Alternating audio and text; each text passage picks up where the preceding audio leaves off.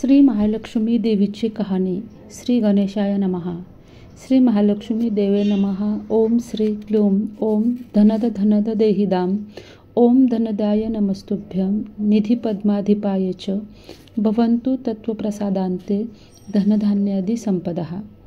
मन लावून ऐकावी, ध्यानात ठेवावी श्री महालक्ष्मी देवीची कहाणी.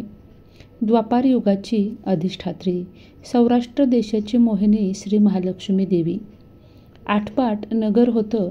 नगराचा एक राजा होता. त्याचं नाव होतं भद्रश्रवा. तो दयाळू, शूर व प्रजादक्ष होता. देवा ब्राह्मणांना, साधू संतांना सुखावित होता, आनंद देत होता. राजाच्या राणीचं नाव सुरचंद्रिका होतं. नाव चांगलं, पण स्वभावात अहंकार. मागील जन्मी ती एका वैश्याची पत्नी होती. तिचं नवऱ्याशी भांडण होई. भांडणानं वैतागली, रागानं घराबाहेर पडली. चालत होती अनवाणी रानातून. तिथं तिला दिसल्या सुवासिनी. त्या करीत होत्या महालक्ष्मीचं व्रत. ते तिनं पाहिलं. त्यांच्याबरोबर तिनंही व्रत केलं. दुःख विसरली, दारिद्र्य गेलं, परिस्थिती सुधारली. देवीची भक्ती फळाला आली. कालांतरानं ती मरण पावली. पुढे तिचा पुनर्जन्म झाला. स्त्रीचा जन्म पुन्हा मिळाला, पण भाग्य उजळलं. भद्रश्रवा राजाशी तिचा विवाह झाला. ऐश्वर्यात ती लोळू लागली. गर्वानं ती फुगली, गरिबांना विसरली, तोऱ्या ताठ्यानं फुगली, दासदासींवर रागवली. एकदा काय झालं, देवीच्याही मनात आलं, राणीला आपण भेटावं, मागच्या जन्मीची आठवण द्यावी, ओळखते की नाही हे बघावं. राणी राजवाड्यात सुखानं राहत होती. राजाही तिचं कौतुक करी. तिचे लाड पुरवी. त्या दोघांना पुढे 7 पुत्र आणि 1 कन्या झाली. कन्येचं नाव होतं शांबाला. एके दिवशी काय झालं, देवीनं म्हातारीचं रूप घेतलं. फाटकं वस्त्रे नेसली, माथी मळवट फासला, हाती काठी घेतली आणि काठी टेकीत टेकीत राणीला भेटायला आली.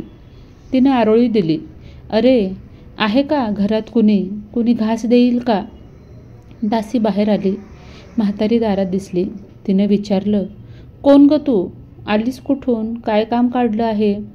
तुझं नाव काय, गाव काय, तुला हवंय काय? आणि मधून मधून खोकत हळूहळू आवाजात म्हातारी सांगू लागली, माझं नाव कमला, द्वारकेहून आली ग, राणीला भेटायचे. कुठं आहे ग राजाची राणी? दासी म्हणाली, राणीसाहेब महालात आहेत, सख्यांशी गप्पा मारत आहेत. त्यांना सांगितलं तर माझ्यावर रागवतील. तुला ग त्या कशा भेटणार? काय तुझा हा अवतार? तुला पाहून माझ्यावरच ओरडतील, उनदुनं बोलतील. त्यांच्या सख्याही तुला हसतील. तू जरा आडोशाला बैस. मैत्रिणी गेल्या म्हणजे मी सांगते त्यांना. म्हातारी रागवली, मनोमन संतापली. तुझी राणी पैशाला भाळली, माणुसकी विसरली, दरिद्री मेली. आज झाली राणी, पण देवीला विसरली. माझ्यामुळेच ना. मीच तिला व्रत सांगितलं होतं देवीचं, तिनं ते केलं आणि आता राणीपदावरती बसली आहे. देवीला आठवणही राहिली नाही. गर्व झालाय संपत्तीचा, पैशाची धुंदी आली. गोरगरिबांची पर्वा नाही. थोरा मोठ्यांच्या मुली त्या झाल्या मैत्रिणी. म्हातारी गरीब आणि भिकारीन, तिला ग कोण विचारतंय? पण याचं फळ तिला भोगावं लागेल, तेव्हाच तिचे डोळे उघडतील. जाते मी. दासी घाबरली. तिनं म्हातारीला पाणी दिलं. हात जोडून म्हणाली, ते व्रत मला सांगाल का? मी ते नेमानं करेन. उतणार नाही, मातणार नाही, घेतला वसा टाकणार नाही, दिलेला शब्द मोडणार नाही. त्या दासीला व्रताचा वसा सांगितला आणि म्हातारी उठली. काठी टेकीत टेकीत निघाली. तोच माडीवरून राणीची कन्या शांबाला धावत आली. ती कळबळून म्हणाली, आजी रागावू नका. चुकली माझी आई. तिच्या वतीनं मी क्षमा मागते. कृपा करा आणि दिलेला शाप मागं घ्या. पाया पडते मी तुमच्या. म्हातारीला मुलीची दया आली. क्षणभर म्हातारीनं त्या मुलीकडं पाहिलं आणि तिला लक्ष्मी व्रताचा वसा सांगितला. मुलीचा निरोप घेऊन म्हातारी निघणार, तोच राणी माडीवरून आली. दाराशी येते तर म्हातारी दिसली. राणी ओरडली, ए थेरडे, कशाला ग आलीस? जा इथून. उठ म्हणते ना. जातीस की नाही? दुसरी घर नाही दिसली का तुला? म्हातारीनं संतापानं डोळे गरागरा फिरवले. कपाळावर तिच्या आट्या पसरल्या आणि ती तडक घराबाहेर पडली. दासीनं लक्ष्मी व्रत केलं. तिची स्थिती सुधारली. तिचं दासी पण गेलं आणि संसार सुखाचा झाला. पुढं मार्गशीर्ष महिना आला. पहिल्याच गुरुवारी शांबाल्यानं लक्ष्मी व्रतात सुरुवात केली. सगळे नेमधर्म पाळले. 4ही गुरुवार तिनं लक्ष्मी व्रत केलं. शेवटच्या गुरुवारी यथासांग उद्यापनही केलं. सिद्धेश्वर राजाचा पुत्र मालाधर याच्याशी शांबालेचा विवाह झाला. राजवैभवातील शांबालेला राजवैभवच मिळालं. हा होता लक्ष्मी व्रताचा प्रभाव. सुखासमाधानानं संसार चालू होता. मात्र भद्रश्रवा आणि सूरजचंद्रिका राणीचे मात्र भाग्य फिरले. शत्रूने राज्यावर चाल केली. भद्रश्रवाचं राज्य लुबाडलं. सूरजचंद्रिकेचं राणीपद गेलं. भद्रश्रवाला वाईट वाटलं. पूर्वीचे दिवस आठवले. रानावनात फिरून राजा राणी कष्टानं दिवस काढत होते. भद्रश्रवाला कन्येला भेटावंसं वाटलं. तो एकटाच निघाला. चालून चालून दमला. नदीकाठावर विश्रांतीसाठी थांबला. नदीकडे येताना राणीच्या दासीनं भद्रश्रवाला पाहिलं आणि घाईघाईनं ती राजवाड्यात गेली. राजाला सांगितलं. मग मालाधरानं माणसं पाठवली आणि त्यांना आणायला रथसुद्धा पाठवला. सासऱ्यांना घरी आणलं. सन्मानानं नवीन वस्त्र आणि कंठीहार दिला. शांबाला वडिलांची काळजी घेत होती. काही दिवसांनी राजाला वाटलं आता परत जावं. जावयाला तसं त्यानं सांगितलं. मुलीचा निरोप घेतला. जावयानं मोहरा भरलेला हंडा नोकराकडे देऊन राजासोबत पाठवला. राजा घरी आला. चंद्रिकेला भेटला. हंडा पाहून ती आनंदली. घाईनं तिनं झाकण काढलं. आत बघते तर काय, तिला कोळसेच दिसले. सूरजचंद्रिकेनं कपाळावर हात मारला आणि नशिबाला दोष दिला. नवऱ्याला सांगितलं. ते ऐकून तोही चकित झाला. दुःख पाठलाग करत होतं. दारिद्र्य सरत नव्हतं. चिंतेचे सावट हे पसरत होते. काळजीचा वणवा भडकतच होता. सूरजचंद्रिकेला एक एक दिवस दुःखाचा जात होता. एके दिवशी तिला मुलीला भेटावंसं वाटलं. डोळे भरून पाहावंसं वाटलं. नशिबाचे भोग तर आपल्याला भोगायचेच आहेत. त्यामुळं सूरजचंद्रिका घरून निघाली. मुलीच्या सासरी पोचली. तो दिवस होता गुरुवार. नदीकिनारी जरा वेळ बसली. दमली होती. त्याचवेळी एक दासी नदीवर आली. तिनं राणीच्या आईला ओळखलं.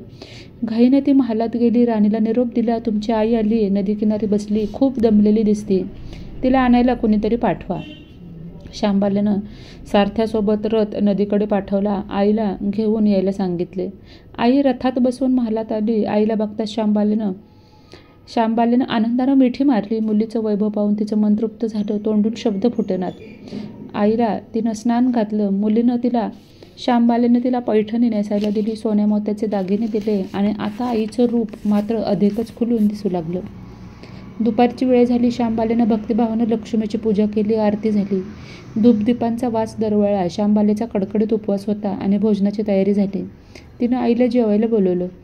सूरजचंद्रिका पाटावर येऊन बसली. पण ती एकदम शांत होती. तिला मागचा जन्म आठवला. लक्ष्मीदेवीच्या कृपेनं या जन्मी ती राणी झाली होती. ती म्हणाली, श्यामा, मी देखील तुझ्यासोबत उपवासच करेन. श्यामा म्हणाली, ठीक आहे. मार्गशीर्ष महिना होता. मुलीनं 4ही गुरुवार व्रत केलं. ते आईनं पाहिलं आणि तीही उपवास करू लागली. देवीला भक्तिभावानं प्रार्थना करत होती. महिना संपला. घरी जायचा विचार ठरला. पोचवायला शांबाला सोबत गेली. 4 दिवसांनी शांबाला निघाली. मालाधर राजाने पाठवलेला पैशाचा हंडा घेतला. त्यात मीठ भरलं. तो नोकराजवळ देऊन पुन्हा ती सासरी आली. त्यानंतर गप्पा मारता मारता वेळ कसा जात होता याचेही भान तिला नव्हते. मालाधराने विचारलं, माहेरून काय आणलंस? शांबाल्यानं सोबत आणलेल्या हंड्याकडे बोट दाखवलं. मालाधरानं उत्सुकतेनं झाकण काढलं. त्यात त्याला काय दिसलं तर मिठाचे खडे. अगं वेडे, मिठाचे खडे कशाला आणलेस? इथं मीठ मिळत नाही का? शांबाला म्हणाले, मिळतं ना, पण हे मीठ माझ्या वडिलांच्या राज्यातलं आहे. वडिलांचं राज्य सौराष्ट्रात होतं. त्या शेजारच्या समुद्राचं हे मीठ आहे. समुद्र तीरावर दूरवर माझ्या वडिलांचं राज्य होतं. पण आज शांबाल्याच्या सांगण्यातली खोच राजानं हेरली. तो विचारात गुंतला. शांबाला म्हणाली, हे मीठ जीवनाचं अमृत आहे. अन्नाला चव येते ते मिठानेच. मीठ नसलेला पदार्थ अळणे. ज्याचं मीठ खावं त्याच्याशी इमाने असावं. त्याचं रक्षण करावं. कामात कसूर झाली तर प्रसंगी प्राणही द्यावा. मालाधर राजानं निश्चयाने उठला. त्यानं आपले सेवक सासऱ्यांकडे पाठवले. त्यांना बोलावून घेतलं.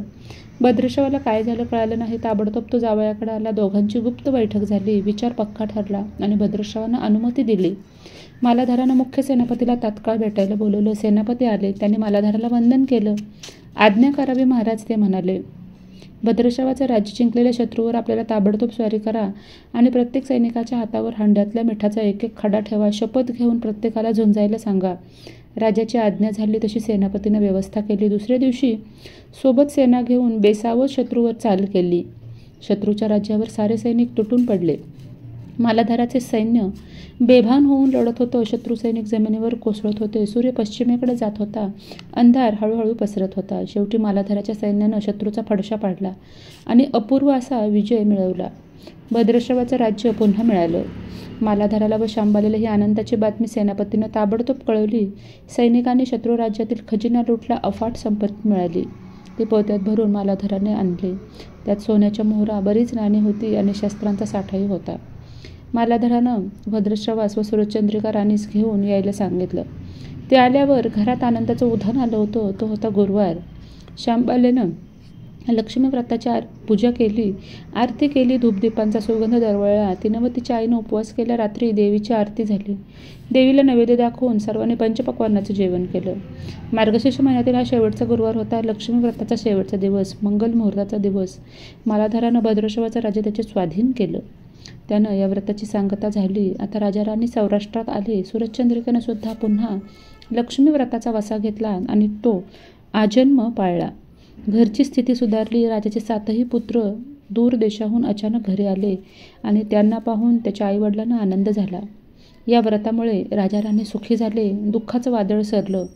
अशी ही 60 उत्तराची कहाणी. 5 उत्तरी सुफळ संपूर्ण.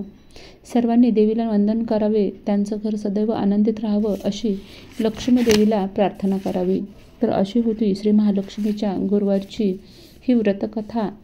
तर सर्वांना विनंती आहे, जर का तुम्हाला आजचा व्हिडिओ आवडला असेल तर नक्की व्हिडिओला लाईक करा आणि या कथेला, या कहाणीला, या व्हिडिओला जास्तीत जास्त शेअर करा. चॅनलला अजूनपर्यंत सबस्क्राईब केलं नसेल तर प्लीज सबस्क्राईब करा. लवकरच भेटूया नवीन व्हिडिओमध्ये आणि नवीन माहितीसोबत. तोपर्यंत माझ्याकडून सगळ्यांना श्री स्वामी समर्थ.